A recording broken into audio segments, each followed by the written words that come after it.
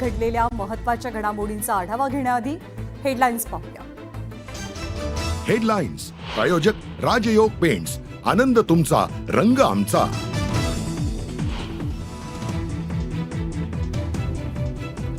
लाडकी बहीण योजनेतनं एका महिन्यात 5 लाख महिलांना वगळलं. वयाची अट आणि इतर सरकारी योजनांमधनं लाभ घेणाऱ्या महिला योजनेतनं बाहेर. आदिती तटकरेंनी सादर केली आकडेवारी.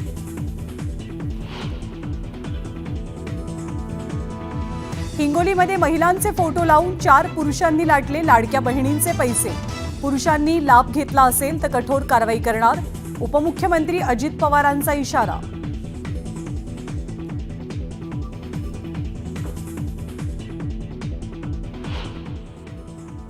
याच्या पलीकडे कुठलाही प्रश्न मला विचारायचा नाही. पंकजा मुंडे सोडून जर तुम्ही काही विचारलं तर तुम्ही या जिल्ह्याला अजून खड्ड्यात घालणार.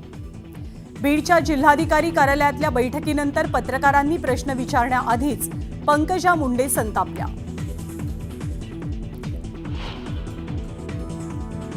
सोयाबीन खरेदीच्या मुदतवाढीसाठी राज्य सरकारकडनं केंद्राला प्रस्ताव. पुन्हा मुदतवाढ देण्याची मागणी. केंद्राच्या निर्णयाकडे शेतकऱ्यांच्या नजरा.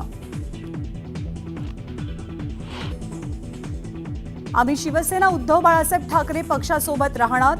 ऑपरेशन टायगरची अरविंद सावंतांनी हवा काढली. पायाखालची वाळू सरकल्यामुळे जाणीवपूर्वक बातम्या पेरल्या जात असल्याचा आरोप. शिवसेना हा भाजपच्या पोटातला अपेंडिक्स. संजय राऊतांची खोचक टीका. तर ठाकरे गट हा काँग्रेसच्या शरीरामधला मूळव्याध म्हणत नरेश म्हस्केंचं प्रत्युत्तर. महाराष्ट्रातील प्रौढ लोकसंख्येपेक्षा जास्त मतदार कसे? राहुल गांधींचा सवाल. विधानसभा निवडणुकीत झालेल्या घोटाळ्याचे पुरावे सादर करण्याचा दिला इशारा. दिल्ली विधानसभेच्या निकालानंतर काँग्रेसचं नाव पुसून टाकलं जाईल. राहुल गांधींनी केवळ पराभवाचं चिंतन करावं. मुख्यमंत्री देवेंद्र फडणवीसांचा टोला. आंतरवाली सराटीमध्ये पुन्हा मंडप उभारण्याचं काम सुरू. मनोज जरांगेंकडनं आरक्षणासाठी पुन्हा आंदोलनाची तयारी.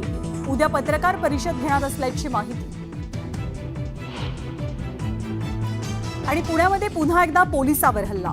फोनवरती बोलत दुचाकी चालवणाऱ्या व्यक्तीला रोखल्यानं वाहतूक पोलिसाच्या डोक्यात दगड घातला.